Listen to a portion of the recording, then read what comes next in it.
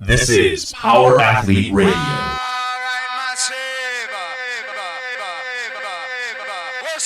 With your hosts, Denny K, Professor Booty, and the Luke Summers.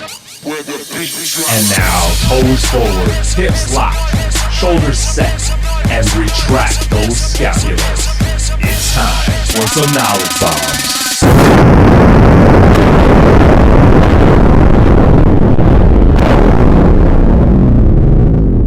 What's up, Power Athlete Nation? Welcome to episode 77 of Power Athlete Radio. Get ready for a fucking good show. I'm here with John, Luke, Callie, Playtech, and Tex. I'll get to you, bro. I'll get to you. How you guys doing? What's going on? I'm just waiting for those new mobility wad sandals to ship. Yeah, those things are awesome. I hear they're all over Twitter. They are. They're. I mean, you know, I know Kelly's in R&D with them, but I heard that they will improve your 10K by negative 10%. I don't want to see any of you guys in sandals. Have you seen your hooves? My feet are beautiful. I was a Teva foot model for a couple months. I'm pretty proud of that. Wait a minute. So you're a foot model and you're Sasha Fierce. So you're kind of a Beyonce with nice feet. Someone called me the total package, I guess. Well done. Do you get it? We're good. We're good.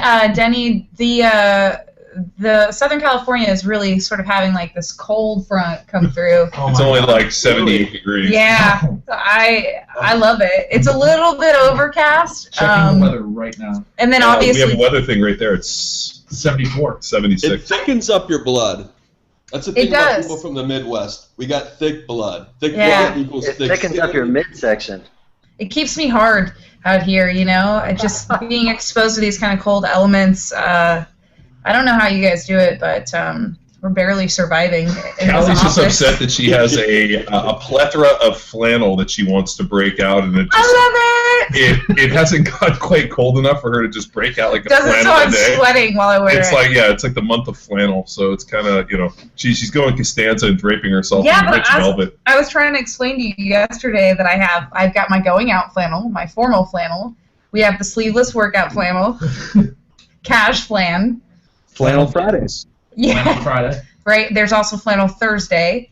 Flannel Monday. Every day's a flannel day. Not Sunday. That's God's day. God doesn't wear flannel. No flannel. So what you tell me is Jesus Christ can't hit a curveball? What was that, Luke? No clue. That's Major League. Oh. Remember that when he prays to Jabu to help him hit the curveball, and he's like, what? Jesus Christ can't hit a curveball? He's like, God damn it! Nobody fucks with the Jesus. It's a different movie. Sorry. It's all the same. He's like, hey bartender, Jabu needs a refill. Don't touch Jabu's rum. It's very bad. It's all the same for movie references. I brought Major League into this. That's a new one. We haven't used it in a long time. Classic. What's going on with you guys? Nothing. Who are you talking to?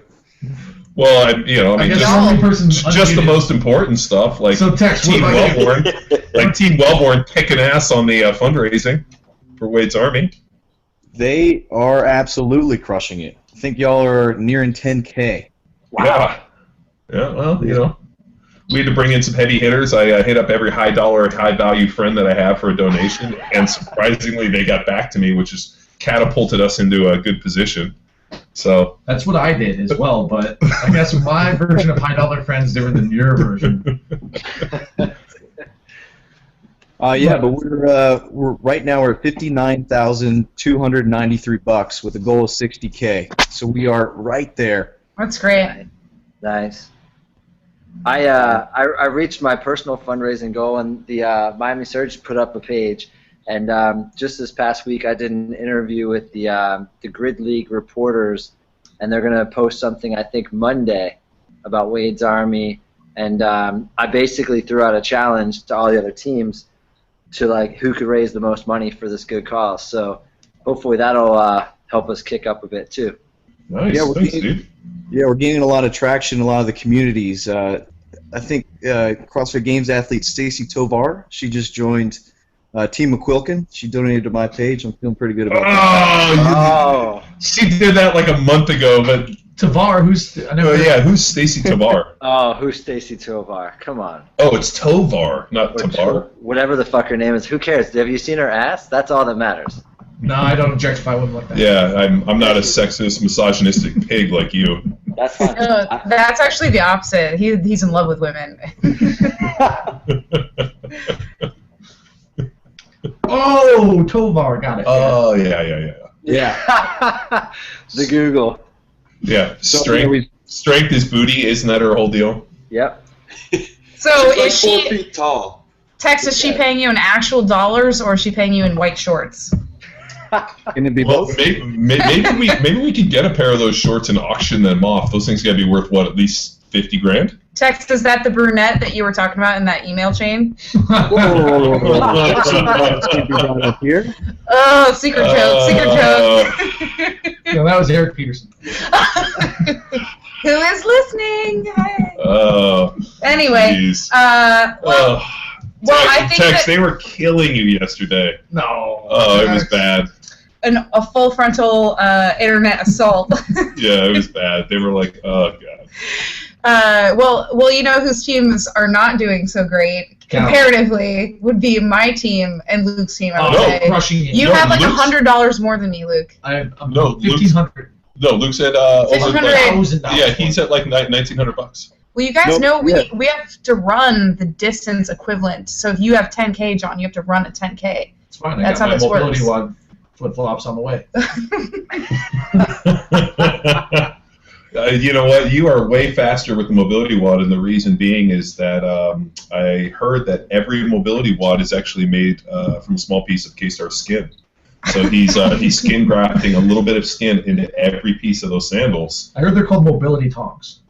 Well, one of them I heard is actually a piece of foreskin. So that's the golden. That's like the golden I knew ticket that it are was going going to to eventually get there. help. I heard that John Wellborn's going to donate $10 to My Wade's Army page for every person who tweets the mobility wad sandals at Kelly Starrett.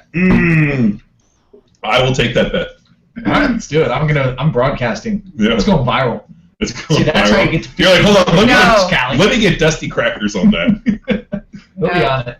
So We'll get my buddy Michael Phelps. we actually have had some pretty good call-outs. I called out T. Rose to do, if he crossed the $1,000 mark for his team, to do Cal Sue.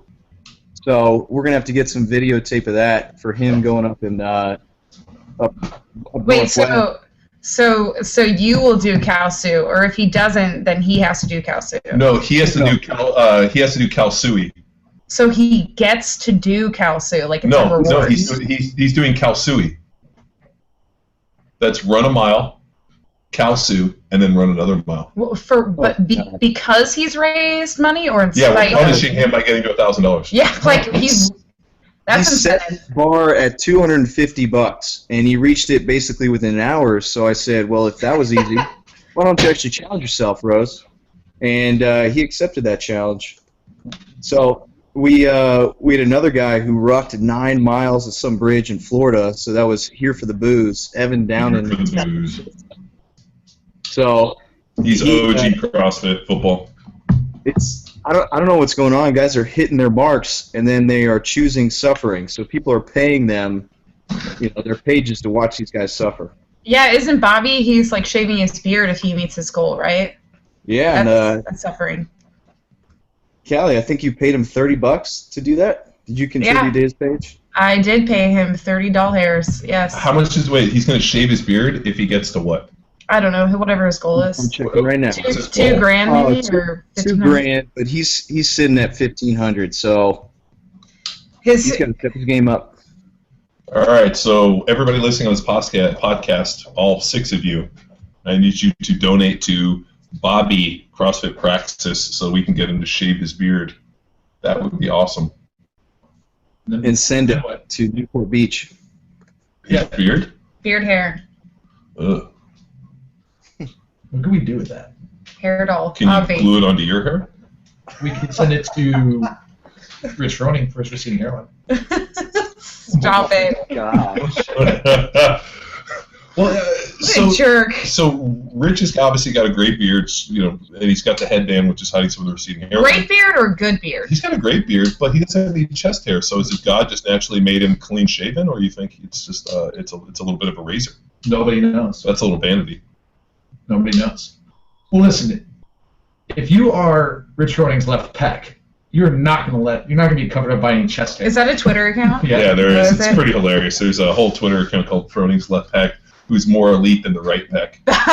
Better or worse than carrot the guy used to tweet at me, and I was like, "Look, check this out." Imagine, just like Rich Froning's left pec is tweeting at me.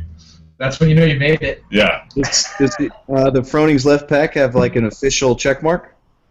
I don't know. Only the elite of elite have the blue check. Starrett actually just got a blue check the other day, and Good for him. yeah, he was so proud of it. He hit me up, and I was like, who?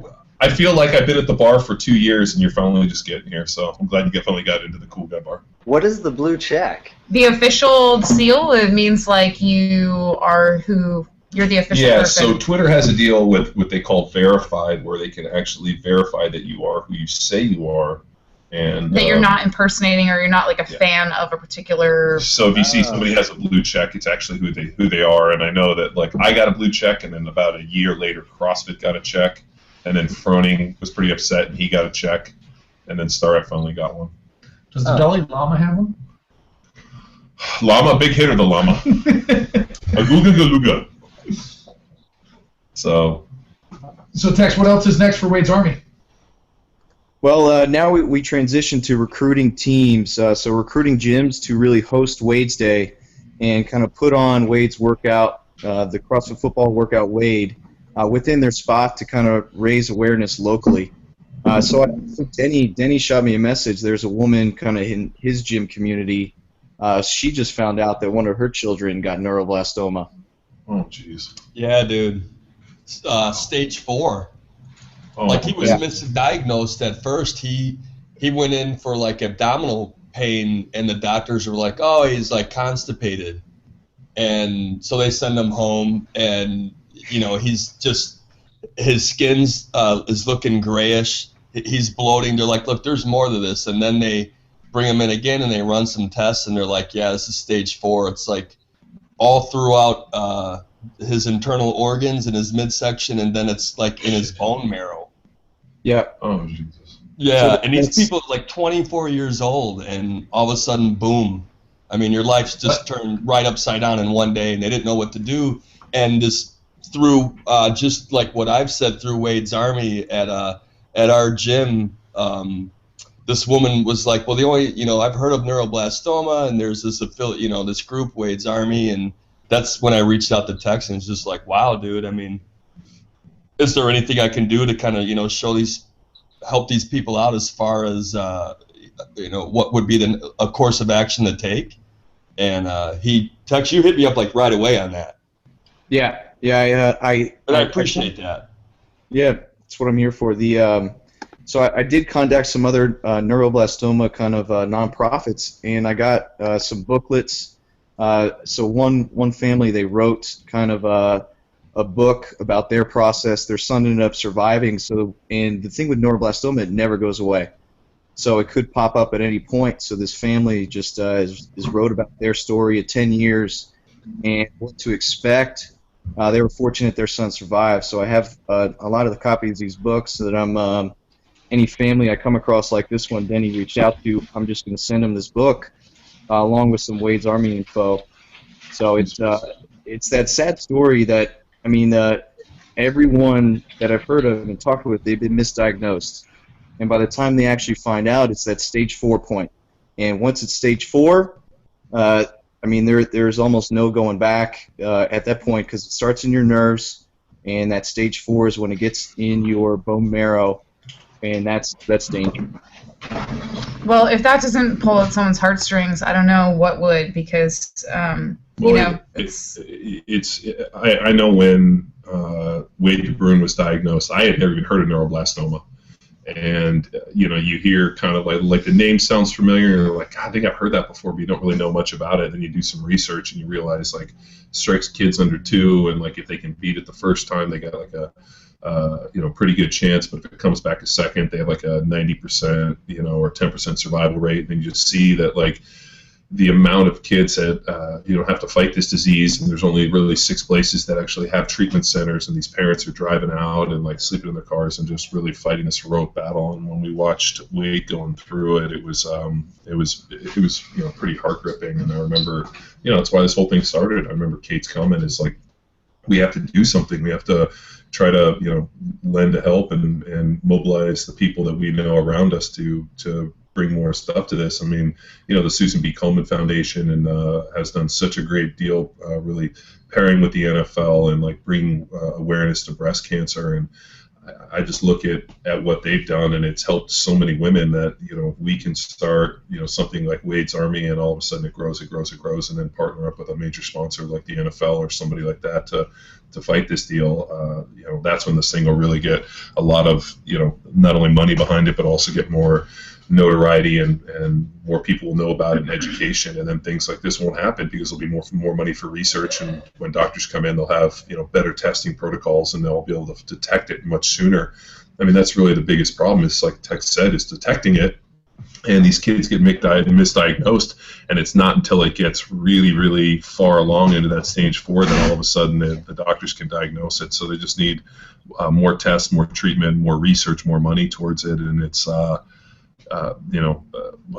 it's one of the most heartbreaking things I've ever been a part of and really seen. And I'm just, I know a terrible thing that we lost Wade, but in a way that we can help his memory and start this deal. And every dollar we raise and everything we do goes right in. And part of my aversion with charities was in the NFL. I always got hit up to play in these golf tournaments and take part in these charities. And what kind of irked me a little bit is they would go out and raise a couple $100,000, and then they'd give like 10 or 15% of the money to charity, and then these guys would take these exorbitant paychecks.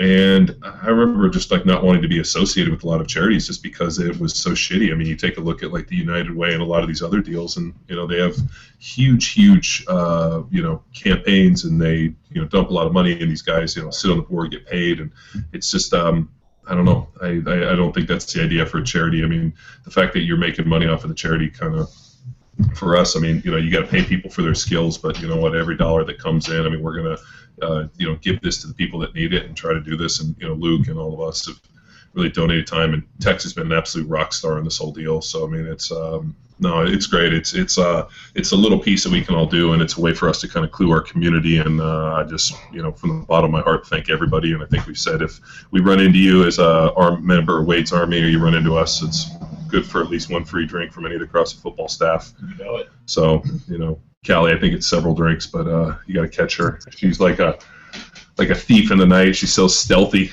Don't even know where that girl is. She's just floating around. You never know where she's going to pop up. She's here. I'm where I need to be when I need to be. Vodka, Red Bull in hand. It always has at least 3 ice cubes in it. You're like, is that fresh? Because it just has ice in it. You're like, no. For some reason, I'm so cool. They never melt. Oh, your boyfriend showed up. So there's where our office is in the middle of a complex. At the end of the complex, it's like 25 offices, probably. Maybe 25. So we're almost dead center. At the end of the complex is a kind of a sport performance car shop that does a lot of like import cars. And this dude who works there drives by in first gear at about 35 miles an hour. Every single day he drives with his big exhaust, big muffler, just Subaru WRX. Mm-hmm. He drives by in first gear, and every day he drives by, he's like one arm on the wheel, looking over his shoulder as he accelerates in the first gear, by our window, hoping that Callie or Chelsea will look up every day. How do you know he's not looking for you? Mm-hmm. The problem is going so fast. Before, I can go to react and mute. Yeah. It's just. Yeah. Now he's like, but he always is driving by, looking over the shoulder, one hand, You got to make sure people know how badass you are. It's true. Well, yeah, because big muffler at WRX Subaru. For a 30-year-old dude is elite. So what? Didn't you go to dinner with that guy? What? Catalina Fish Girl. So Callie, how did the Pats final go? Pats was amazing. It was a lot of fun, and it was a very successful event in terms of, I guess, from my end, making sure everything ran smoothly. The MC The MC was mediocre. Oh, at best. Luke? I thought Luke Summers? I thought it was probably the best MC I've ever heard. First That's what of I'm all, Next up, what else needs an MC? you can't I'll be say there. that. You weren't fully paying attention to what he was saying. I was actually helping him with a couple of his little His deliverables bits? and his lines. Why? With canned laughter over like the. It's like Scooby-Doo. Everything went well though. We had awesome. I mean, just so many awesome feats of strength. Like in the CrossFit Football Total, we saw a girl power clean 275, which is super cool. And she, you know, it's always cool to see a girl do that, but it's always even cooler to see a girl who doesn't look like a monster do that. Mm-hmm. And she certainly was no monster, but she was just super, super strong. I think What team did that? that's Team Salad, their power clean girl, and then I think she's strong. Katie Hogan, she deadlifted 395. We had a smaller girl who was still crazy strong on Chelsea's team. I think deadlift 345 or 355. We had bench presses close to 5. What did Jesse bench? I think he benched 465. I want to say. So I mean, it was a great event, and in terms of like watching all the workouts go down, since they were all new workouts from as compared to the battle, it was really it was pretty exciting. Like all of the movements were pretty fun to watch, and we had at one point one of the workouts be almost like a Survivor style, Which I believe we innovated, as far as I know. Yeah, but no one has ever done it before. Nobody's ever done an isometric hold in a contest. Yeah. Survivor isometric. We did a couple of Last man 3 standing. separate isometric hold Survivor style things for the given, I guess, specialists you would call them. And that was really cool to watch. It was fun to watch people do like weighted planks and basically just go into the deepest pain cave you've ever seen. We put a bumper underneath their knees, and the second that their hands touched each other or their knees touched the bumper was game over. Or butt above that. Or the butt went above the head. And, Chelsea, who is one of the most ferocious competitors I've ever seen, and just can be like a raging bitch sometimes. That's putting it mildly. Yeah. But we love her. She transforms from Beyonce to Sasha Chelsea Fierce. to Kelsey. Is Yeah, what her teammates alter ego. they're like, stay away from Kelsey. I'm like, who's Kelsey? Kelsey. Like that's Chelsea's alter ego when Chelsea goes bitch mode. Yeah, I've seen it. I've seen it out. I've seen it in action. I've seen her try to get aggressive with people in non-workout situations. So even when we see her in competitive mode, when she's either on the field for the LFL or she's doing like the team series, it was between her out of I don't know, a bunch of competitors. It was between her and a guy who looked like he was like this guy looked like he was like a Navy SEAL. He had the constitution and just the mental fortitude to just hang in there through anything, and he was probably hands down the best athlete there. Yeah, he's a great performer. But everyone dropped at a certain point except for Chelsea and this guy, and Chelsea is making eye contact with this guy, Laser beaming him. with the most aggressive eye contact, and unfortunately she adjusted and put her hips above her head, and I had No effort. to stand Yeah. down. Stand down, Chelsea. So then So she went over and she kicked her in the ribs. Well, I was going to say she kicked that guy in the ribs, and the guy went down as she was fucking dancing over in Florida State. And he did not look phased whatsoever. I think they were planking for 5 minutes at that point, weighted plank. Yeah. So that was pretty awesome. It was cool to watch. And then we had some people doing just hanging from the pull-up structure for the deadlift athletes, just to kind of challenge that grip strength. Nobody really lasted more than 2 or so minutes, but the person I had my money on actually pulled it out. So it was a guy who trains at our gym who's super low body weight, probably weighs 160, and he 170 maybe. and he deadlifted he deadlifted 5 or 490. Mid-4s. Who's that? Corona. He deadlifted 495. It went to like $1.25. Seriously. Yeah, See those shorts? He and He's Callum are wearing the same shorts. about as heavy as a match box or something. I don't know. He's really small. So it wasn't a big surprise when he was able to hold on longer. So he could sleep in a matchbox? Is that what you're trying to say? No. That's someone else. I'm thinking of someone else. Oh, okay. What's the standard for hanging on the bar? So the standard was once you hop up, obviously the feet can't touch the ground, and the hand, so the hands have to be palms facing out, and the second you see daylight between one of the hands and the bar, it's game over. So technically you can shimmy your hands if you wanted, but if the hand comes off the bar at all, that's your time. So you have to pick a grip that's great. You're not allowed to wear gloves, but some people were taping their hands, which was a total dummy move because It was harder. it was harder. Yeah, those were the people who were off first, and anything that gets between your hand and the bar was just I don't know why they thought that friction was going to help them, but it was a cool thing to watch though. Remember we had some isometric handstand holds, and we had a broad jump test for a power cleaner. So so the broad jump was like everyone would jump at the same time, and then the process of elimination. The shortest 3 people were out. cut. Just gave them a rose and sent them out. Yeah. Or didn't give them a rose. Didn't give them a rose. Well, it depends. I don't know what shows you're watching. Yeah. Not those ones.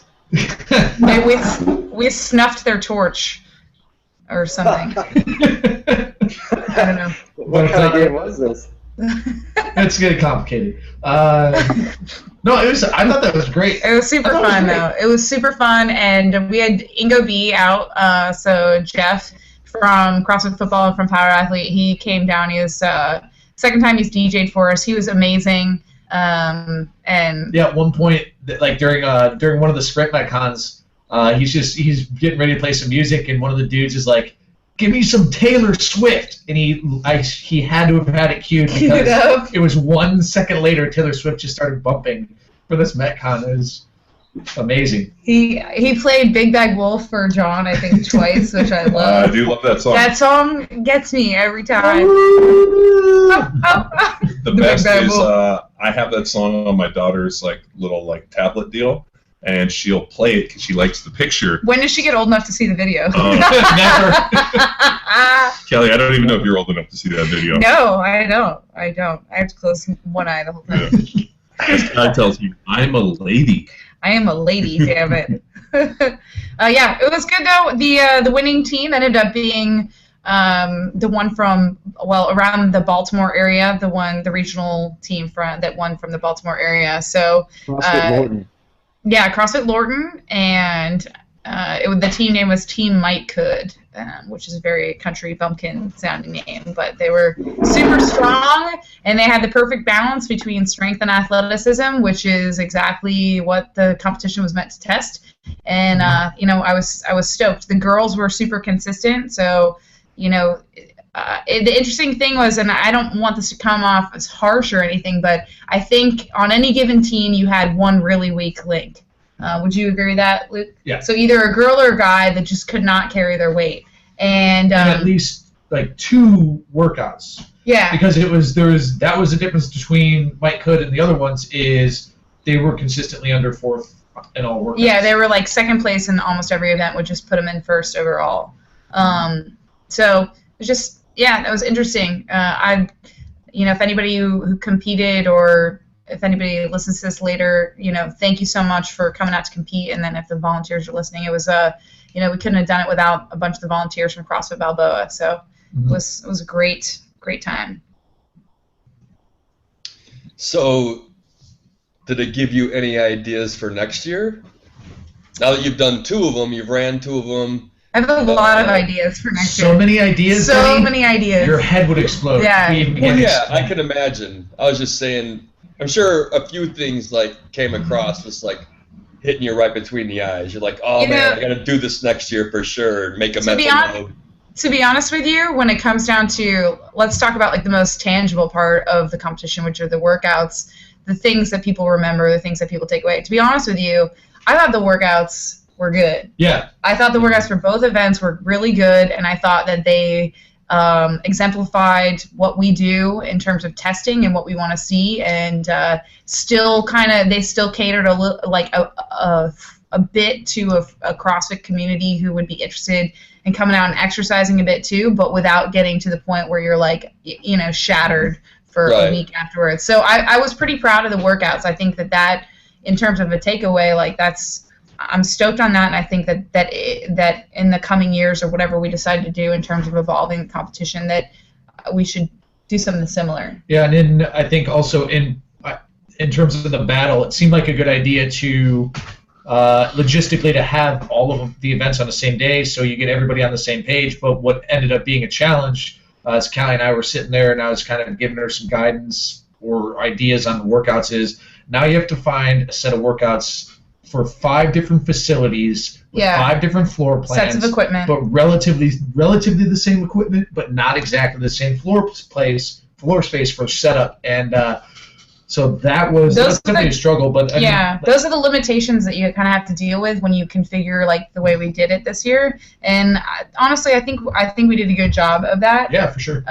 But you know, it does limit the type of creativity. So like, you know, you're not gonna have 10 teams doing like fucking handstand walks if you only have like a certain area, or you're not gonna, you know what I mean? Like things like who knows, like a tug of war or something. You can't if a gym doesn't even have a rope that's, you know, 20 feet long or something, you know. So it's just floor space for that. They gotta be judging friendly as well. You know, if you get too crazy on that shit, they get too hard to judge.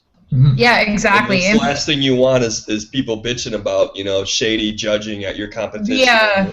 Yeah, that's the biggest takeaway for most people, is just, you know, in terms of having fun, the competition can be fun, but if the judging wasn't fair, if it was inconsistent, or the standards were too hard to enforce, they're not going to remember the fun. They're going to remember, they're going to be cranky, and we don't want cranky athletes. No.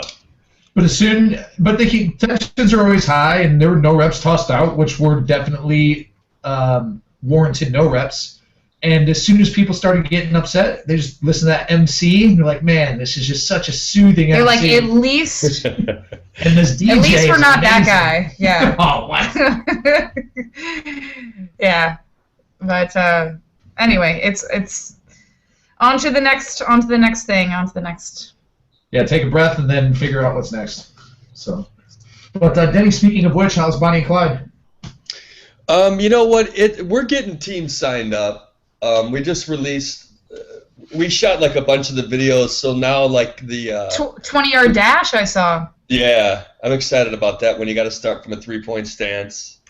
Now like the conditioning WODs are starting to come out. The Metcons, we're starting to release some of those workouts, hoping that like the local people in this area who like the CrossFit throwdowns, that they'll start jumping on board more, you know, because the first videos that came out, the first events were like power events, power snatch, power clean, shuttles, you know, like the 20-yard dash. So I know some of these people are like, where's the freaking Metcons? You know, where's the 21-15-9s? So like those are coming out, and how many workouts are you gonna have? 7. Holy shit! You know what though? We've tested them all, and they're like one a day, one at different times. You know, you're talking, these things are only going to go like 5 minutes at the most, so they'll go fairly quick. And you know, I pretty much wrote out a whole timeline of the day and the event, and it should be able. You know, we're trying to keep it like from 8 to 4. Well, so you know, I am available for emceeing if you need somebody who's good. Yeah, if you want to settle for good. But if you need excellence and greatness, you know my number, Denny. Yeah, otherwise it's me. You know, otherwise it's me, and I get the voice. I start saying things like, "That's awesome, that's awesome." And I love it. We need a meme. 300-pound power clean. That's awesome. That's awesome. That's awesome. You're the man. No, but I tell you what, that's going to push up my Wade's Army, fucking huge. Awesome, dude. Yeah, I'm like right under 1,000 now, but I'm hoping that like puts me over the top. Well, can you make $8,000 and beat me? I want to just. Probably I not want to. $8,000. Well, if you bring it, because I heard that the winner of the team, or the biggest individual donor, like Team Wellborn, gets compromising pictures of Luke Summers. I want to see some outrageous stuff going on for I'll show you the few that I have on my fundraiser. phone. Like, I just want to see extreme. Bobby losing his beard, not super extreme. Yeah, for you. Well, I mean, that good of a beard. Well, I mean, yeah, anyone who donates to my page gets a Prius, and Well, why don't we do the Skrillex? Yes, put the Skrillex on the line. Because Listen, everyone knows I can't there was a keep my little word. bet that Callie was supposed to shave a Skrillex if Luke First grew of his hair all, out. if I don't remember it, it didn't happen. You've been using that line since college. What? What's your proposal? If Callie reaches her fundraising goal, No, I'm Double- too close. double Skrillex, not just one side, both sides. That's Well, called a shaved The head. only problem is Callie's, Who are you trying to dupe? her expectations are pretty low. So like I think what's her expectation? Like $100? So, I mean, we could make that here right now. And just No double way. Tex, I like the strategy. Go double Skrillex. No, Just double Skrillex. which side of the Double Skrillex? Skrillex. And Okay. hopefully we just settled for one. Technically, half of Skrillex's Okay, head is what long about if hair, you so I shave- get to keep No, it. no, no. She- It's she like did a one eyebrow. No. Just one eyebrow. My eyebrows are a statement. And they say, shave me. No, they don't. Just shave one eyebrow. First of all, Skrillex or one eyebrow? you should have seen at Pat's the War how many people were like tapping me on the shoulder like, hey, are you Katie Hogan? And I'm like, oh, like, yeah, well, I mean, I know Yeah. we look like sisters. Everyone was confusing us. They were saying like I was like her better looking, shorter version of her. Does Katie Hogan get the Beyonce as well? She's just, she's just taller. Too tall. The Too question tall. I is, don't know. did Katie Hogan, She's Get more out athletic, so to she has Kelly. smaller boobs. What? does Huh? Katie Hogan get asked if she's Callie Hinsman? Yeah, she does. All the time, I think. I would imagine. I would imagine. Yeah. So what else we got, Denny? We got seminars coming up. Maybe get a Field Strong update from John. How's that going as far as what did you see in last week? You had the lactic acid threshold training workout. Did those who posted their results, are they at what you envisioned in your mind, John? I mean, are you seeing? You guys, we've gone into the compensatory acceleration training cycle. I mean, are you seeing? I know I probably ask you this all the time too. Yeah, I mean, it's kind of interesting. Like, it's tough to burn the candle at both ends, and so what I do in Field Strong is I prioritize certain things. And unfortunately, a lot of people want everything at once, and I just don't know how to really do everything at once. So, I mean, after we came off of the Oli stuff, we put a ton of work into, not only getting enough volume, enough reps, enough at the movement patterns. We transitioned into this CAT training. And the idea was to teach people to accelerate the bar. That was my only goal for the last 9 weeks. I want to get people under a weight, put them in a rep range, put them in a percentage where they can learn to accelerate the bar at that 0.8 meters per second, or really in that standard deviation of 2, where it's 0.7 to 0.9, and we set up the Tendo unit. And so Luke and I personally know exactly what these times look like, and we know that there's a big correlation between your ability to accelerate the bar and move with speed and your ability to lift weight. There's a direct correlation between them. And when I watched a lot of videos coming out of all the testing week and the Oli cycle and all that, the only thing that struck me was that people were not moving the bar as violently as they needed to.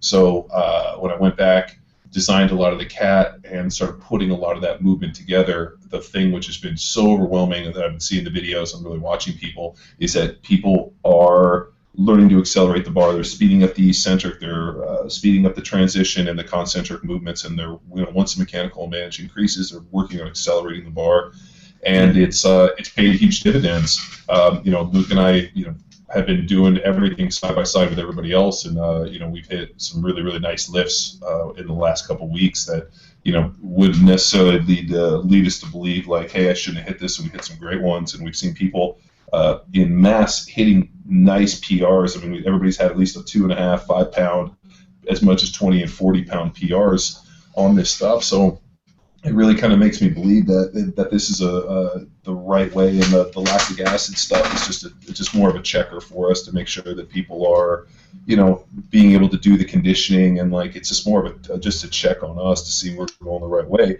The problem becomes, though, if you're always chasing the conditioning model, it's really hard to learn to use that speed, because as we know, you have to rest to be able to really reach those white muscle fibers. So that's why we've cut the percentages. That's why we've changed, toyed with the percentages. We've done, 3-week, these mini waves in 3 weeks of, off our training maxes and those 5s, triples, and singles. And the idea is just bar acceleration. And, we have people, I'm sure, that, just want to come here and they think it's just another version of CrossFit football where they're going to get fucking torched.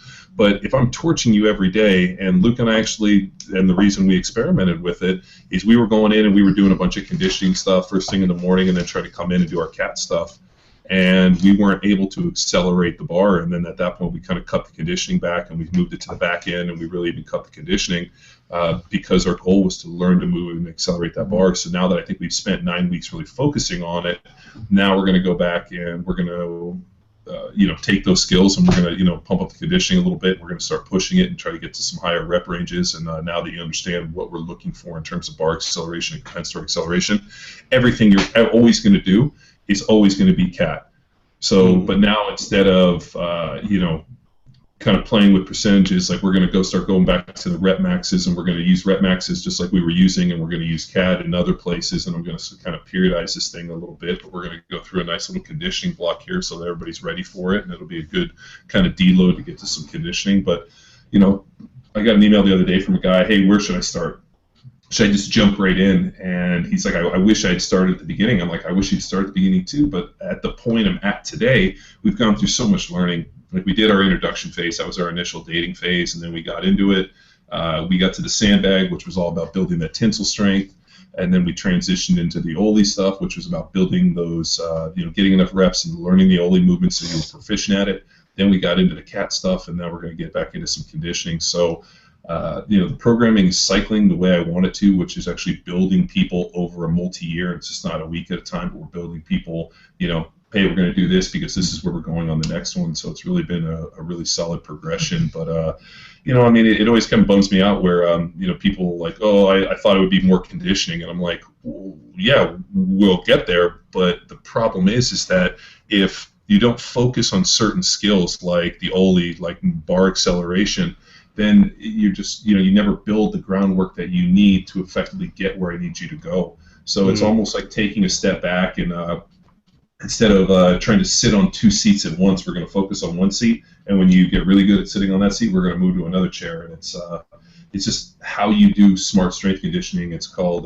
block periodization, where you're going to focus on certain things, and you're going to make sure somebody's proficient at something before we build it. And it's this idea of like, building layers. Like, I'm going to layer this and this and this and keep building up on our pyramid. So instead of me trying to develop everything at once and only getting good in small increments, I can actually kind of bounce around a little bit and really focus on what I see, and then kind of do it. And what's awesome is everybody got stronger. Everybody really learned about bar acceleration.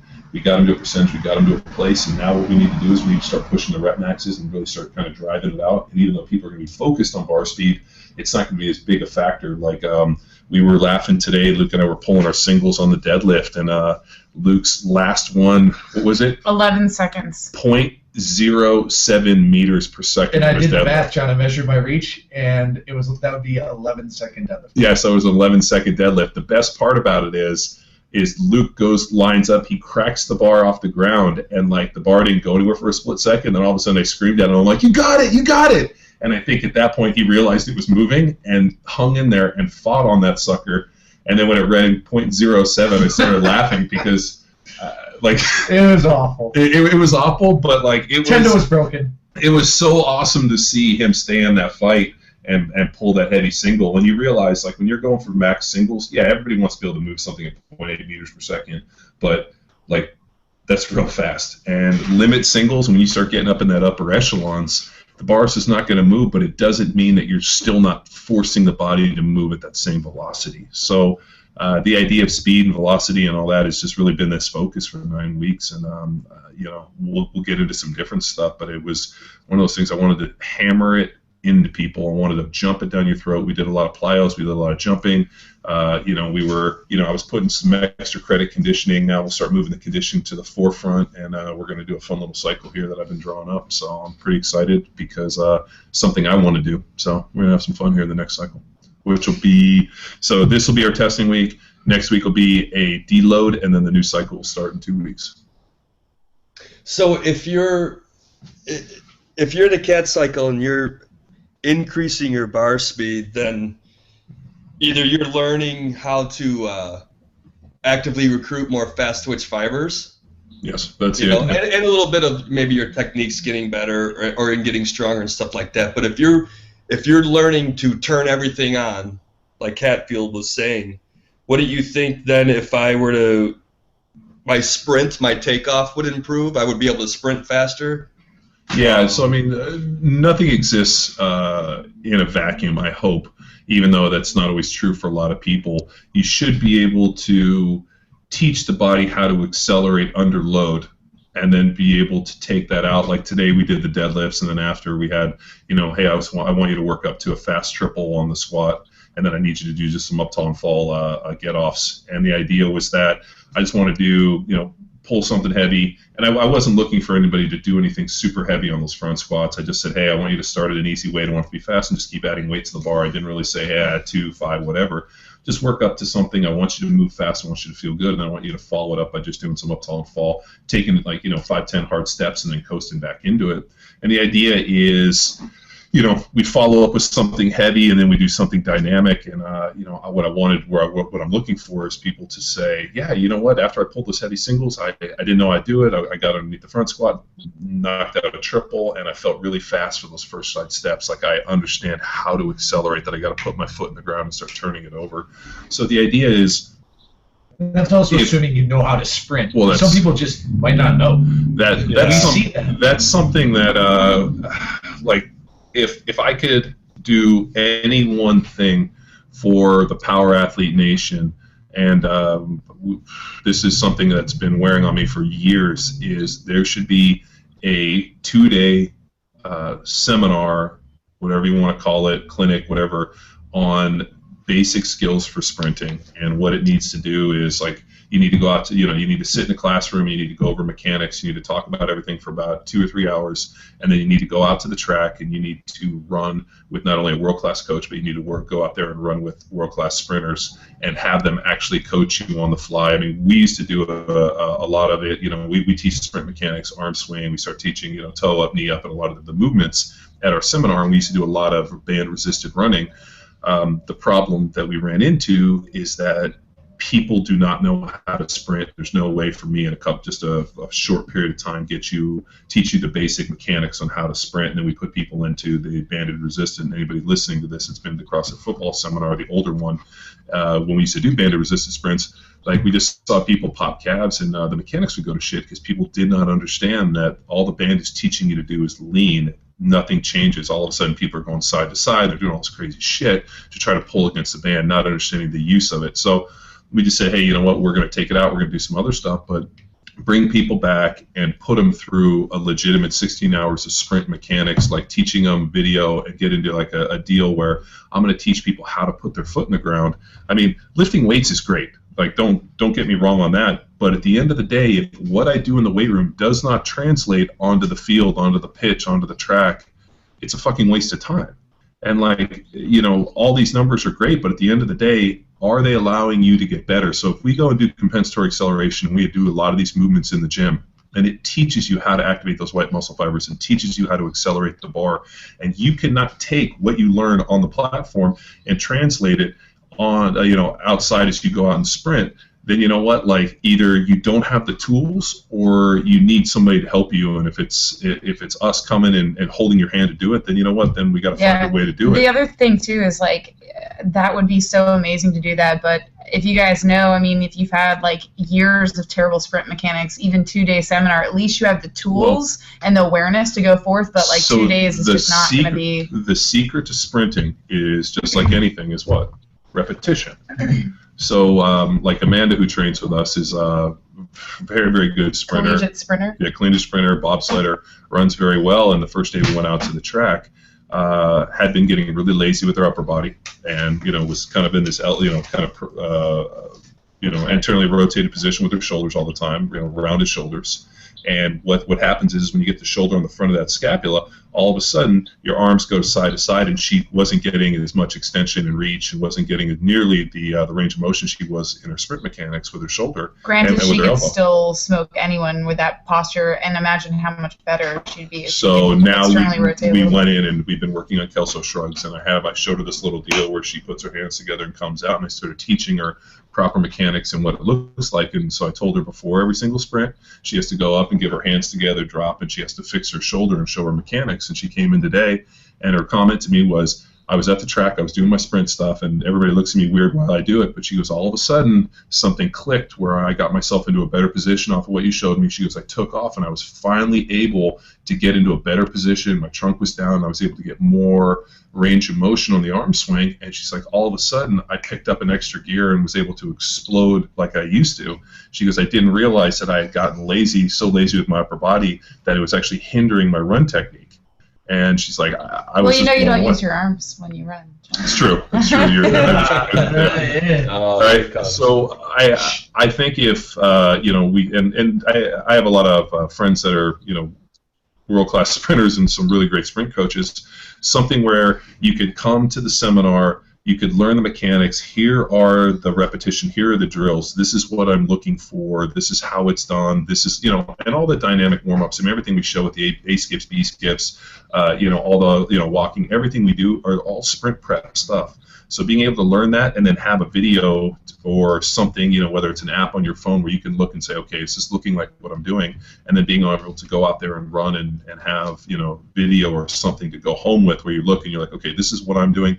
This is what I need to be doing. And how do I get better? And You're like a coach's eye for sprint mechanics. I mean, it's true. I mean, it's Trademark. probably the largest. Just gap. No, it's probably the most underdeveloped skill, and we've taught.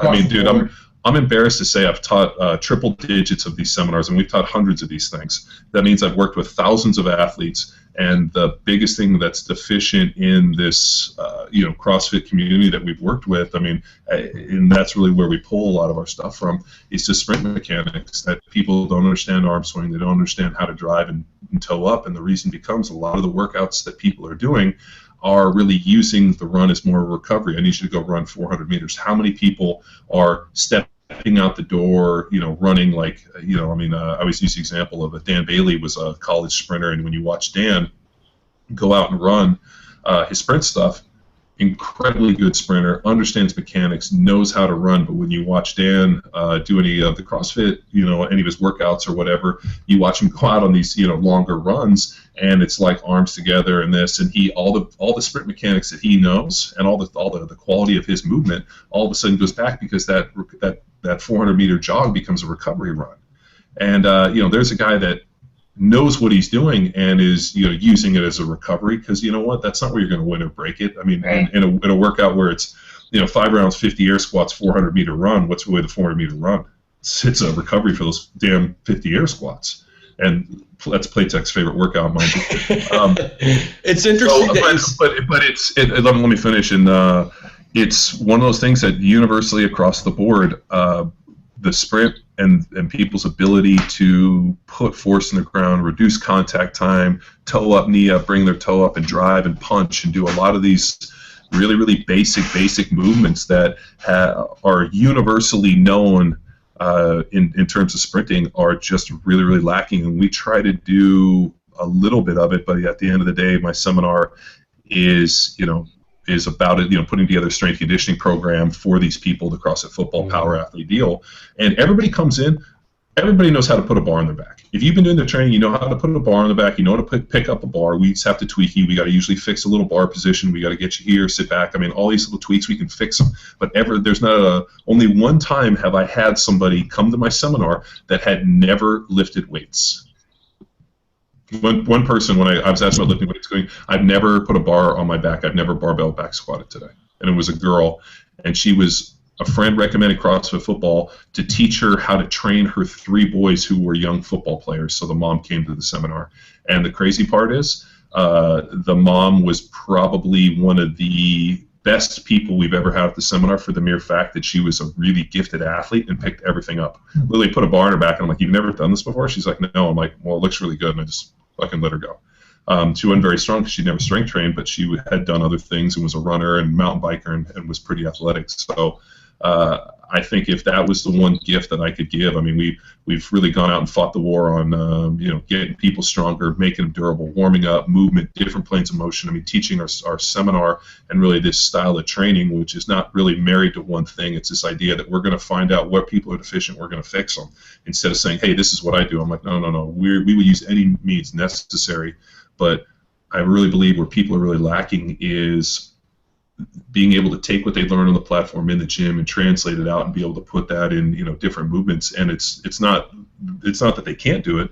It's more that they don't have the skills and they don't have the ability to do it because we need to go put our hands on them. They need to come. I mean, it's like that's the end of the day. I mean, we got to put something together and really meet that need. I mean, we can put all the video we want. Yeah. I can teach the plyos. I can teach all the warm-ups and go through all these things. But at the end of the day, like, you're going to need Luke Summers massaging your traps, Callie, muscling you under the arm, being like, hey, listen, I need this lean. I need toe up, knee up. I need you to put your foot in the ground violently like you're trying to, stomp a mud hole in the ground. I need, big arm swing, punch and drive, hammer. I need that chest is so lean. true, and to see other people move too. Like, so if you're just that dude training, maybe even with one training partner or whatever, or you're training by yourself in the garage gym or something. I mean, you need to see other people move. And determine what we're looking at, to determine what's poor movement, what's good movement. Just have more experience in general, just watching people try to move athletically. I think that's a huge benefit of being at the seminar as well. The other 2 ones that would be excellent adjuncts would be a nutrition deal, like a one-day, be able to go in and like work with people and be like, hey, here are the nuts and bolts of the nutrition. This is how you do it. I need you to plan some meals. Like, this is how it all skins together, and being able to put that together. And then the last one would be programming. I mean, to be able to go in and like actually sit with somebody for 2 days and show them how the amateur goes and how it goes, and then how you progress it and when you do this and how it all kind of flows, and then what happens if you see this I think and this like and this. all of the lectures can be their own. That's the crazy thing, is And it's so dense. Well, that's nutrition relative to programming. That's the saddest part about our seminar, is that we teach. We obviously So have dense. these lectures, and I get to talk for 45 minutes to an hour on things that should be entire seminars. And I was telling these guys I went to the strongman certification recently, and I have nothing but positive things to say, but it is such an entirely different seminar. I mean, the goal there is to go there and to learn the movements safely and to execute them fun and get some good workouts in. And it's just, it does give you an appreciation when you go to other seminars like that for the depth and I mean, granted, for both seminars, you get what you pay for, right? Theirs is like I think like $150 maybe, and ours is close to $800. And I mean, you can truly say that there is a parallel between how much you're paying and how much value you're getting. I mean, it's a shorter seminar, what they do, and it's a lot of fun, and you learn all of the things that you expect to learn, and it fully meets expectations. And then to come back and think about our seminar, it's both, I look at our seminar in a positive light in a different way now, but also in like a negative light, because we just have almost so much material that I wonder if this is something we always talk about, I wonder if people are truly able to digest everything that's going on, which is kind of the catalyst for the conversation we're having now about breaking things off. not breaking things off, like just thinking of the concept of how dense the material is, how it could be its own 1 day or 2 day seminar, the lectures themselves or the sprint mechanics or what have you. It could be that way. Easy. Yeah. You know, I mean, we beat that question to death. Denny's like, I'm not asking anymore. Was there a question? No. Well, you know what? When you were talking about Dan Bailey, how he looked great when he was sprinting, but then you ask him to run 400 meters or 800, his technique changed.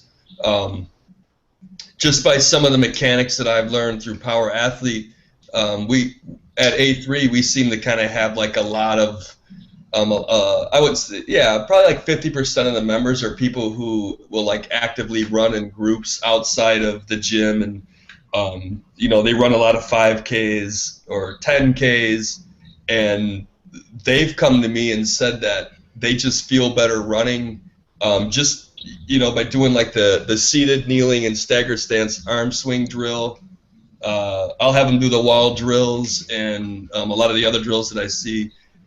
You know, and I know those are more sprinting mechanic designed drills, but it seems to be transferring well for them when they're running like a longer distance. You know, and the biggest thing, if you're running a couple miles, all of a sudden you start slouching. You know, you get that internally rotating. Yeah, it gives you the awareness. Your arms are crossing your chest. I mean, that would constrict your rib cage. I mean, the only people that are able to hold sprint mechanics for like miles on end, if you watch like the Kenyans run in like the New York Marathon, and like I love watching, like Boston Marathon, and you're watching like the 26 Kenyans that are like racing at like a sub 4 minute pace for like 26 miles, and they're literally like heel striking, big arm swing, and you're watching these guys, and you're like, faces. oh yeah, and you know, like the one dude's not wearing shoes, the other guy's got homemade shoes, got a newspaper, and these dudes are running like sub 4 minute miles for like 26 miles, and then they get 2 miles out and they turn the pace up, and then they finish and they're like waving, like they're not even breaking breath. Mobility and you're like, WOD newspaper shoes. I'm like,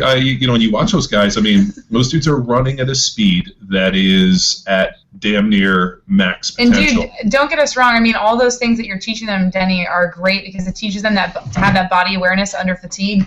But listen, Dan Bailey, the reason he's abandoning his sprint mechanics is because it's, for him in that scenario, it's task specific. Yeah. He's using the least amount of energy possible to get the job done. Yeah, I guess to be clear, it's not a knock on it. No, it's not a knock. He's doing it the way anyone would do it. So I just wanted to clarify that. Okay, Dan's so an awesome if I came to you guys and I was like, let me just ask it a different way. If I came to you guys and I was like, hey, I run a 5K, at least 2 5Ks a month. I feel like my running mechanics are shady or could be improved. Would the drills look similar? Well, assuming that it's... Say it was a mechanical thing. You know, my position was shitty, or, you know, I don't know, my foot mechanics, you know, applying force into the ground, like all those things you saw were limiting factors. You know, what would be like a couple, you know, what would come to your mind as far as, right, this is what we got to do to improve that, and, you know. I would start with arm swing and getting the rotation going at the shoulder, the humerus, and out of the trunk.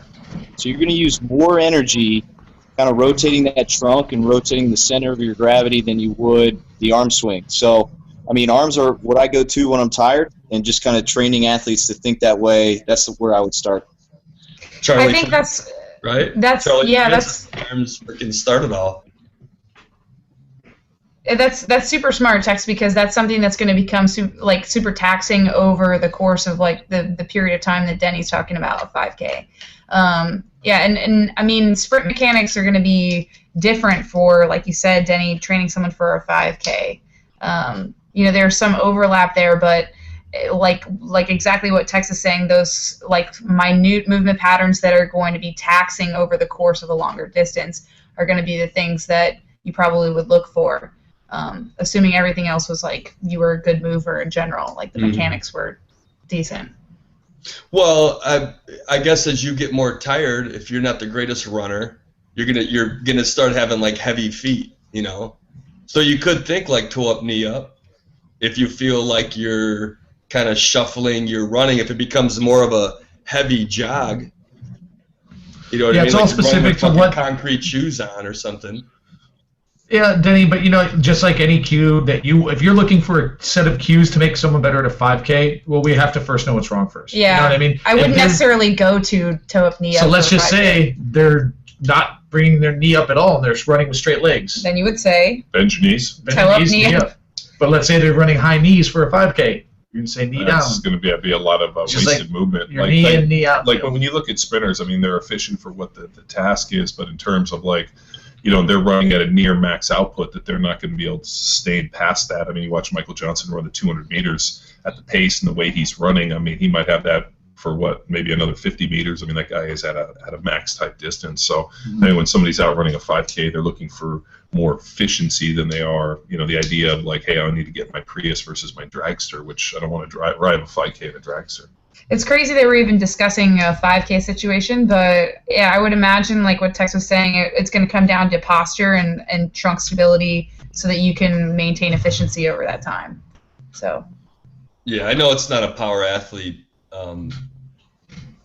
question to say, but I mean, apology accepted. Yeah, I mean, there's some correlation there because these, in my case, my runners, they're getting faster. They're getting faster all the time. That's all that matters. Is people are getting better. It's people helping people. Yep. Cool. We're at that hour mark. Let's do some shameless plugs and talk about anything that doesn't really matter. Because if you're still in there with us, then you're loyal. And if you're loyal, here's what we need from you. Money in my account for Wade's Army now. You need to donate. I am not doing the Double Skrillex. Donate to Callie so we get the double Skrillex with an eyebrow. It's not happening. Eyebrow or Skrillex? It's fine. Then if she won't do it, then she's kind of already given up. I'll shave both my eyebrows if she shaves one of them. Come on, that's not happening. Why? Because that's outrageous. I'm not going to shave my eyebrow. I'd rather just donate my own money. I guess you don't want to help kids. Yeah. I guess you don't want to help children. Oh, come on. You'd do it if you wanted to help children. Oh, my God. Then you shave your eyebrows. I'll do it. Crazy. I'll shave my eyebrows if you shave yours. No, I'm not. Luke and I will shave our eyebrows if you shave yours. I'm not shaving my eyebrows. You don't understand. It's hard out there for a 30-year-old woman. You're like, what happened to all your eyebrows? We're like, I don't know. That is bad. We're all taken. We have significant others that can deal exactly. with Siggos. We got siggos. You guys have got it locked down. I'm trying to keep my head above water. But God, I hope your boyfriend's on all this. If we're still locked in and you're still locked in, get on there, donate to Callie. We're gonna get that Skrillex. Let's get some. Insert that. Be sure that you're rating us on iTunes and Stitcher and all the other places that you find us pop up. Yes. And say 5-star. Say how funny and great of an MC Luke is. You can use the word rockstar. Use the word rockstar. Without a doubt, these guys are rock stars. The information is paramount. Buzzwords. They're just things like that. These guys are rock stars. Direct quote. What else do we need shameless plug for? Fieldstrong. So if you're not on Fieldstrong, you should be on Fieldstrong. Oh yeah, and we talked. I mean, we talked about, and this is kind of last minute. We just kind of maybe 10 minutes before we even got on the show, Tex, Callie, and I coordinated since we have this weekend off. We are speaking of the seminar being able to be its own version. Each segment being its own version. We are going to do a little roundtable. Oh. No Vegas. We're doing another coaches roundtable for our professional members, and we're announcing that right after this show. We are going to spend 90 minutes-ish, we'll see, with a roundtable of dialing my warm-up. So I know after a lot of the discussion we had on our first roundtable a few months ago, people were just confused. Hey, I only get a 10-second blip. Can you go into greater detail on these warm-ups? So we're going to unleash the warm-up king, Tex McQuilkin, and your warm-up demo girls, Callie and Luke. We're going to be demoing warm-ups, and Tex is going to be talking you through everything you need to know about warm-ups, and we're just going to let the coaches be our rudder on that. It'll be so warm.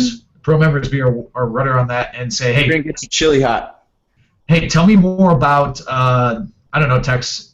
Tell me more about Jimmy Buffett's. Tell me more about dead bugs. Tell me more about the seesaw walk concept. Why are we doing crossover lunges? What should we be seeing, and where should we be feeling that? If I can't do a crossover lunge, with a rotation, what is that going to affect in my training? We're going to answer and draw all the connections. Yeah, and also, one thing that Texas is really, really good at is modifying the warm-ups for somebody who has like a range of motion issue, or somebody who has a pre-existing injury. And I know every time I do a seminar with Tex, it never ceases to amaze me. You can find people who have, I don't know, a rod in their ankle or a screw in their knee or something, and he can get them into a position where they can achieve the warm-up for the purpose that's intended. And that would be an awesome thing to ask him if you're one of those people and you can't get into position. That's another good thing to watch for. And then 15 plus athletes, application integration, all this crazy stuff.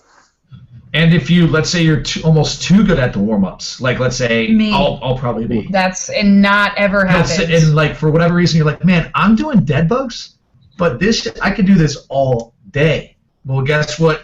Tex is going to tell you what to do on how to continue to use that movement, progress it, and make it. I cannot wait for Tex to try and challenge me so that these warm-ups are hard for me. And I'm not saying they're not hard for most people. I'm just saying they're crazy easy for me.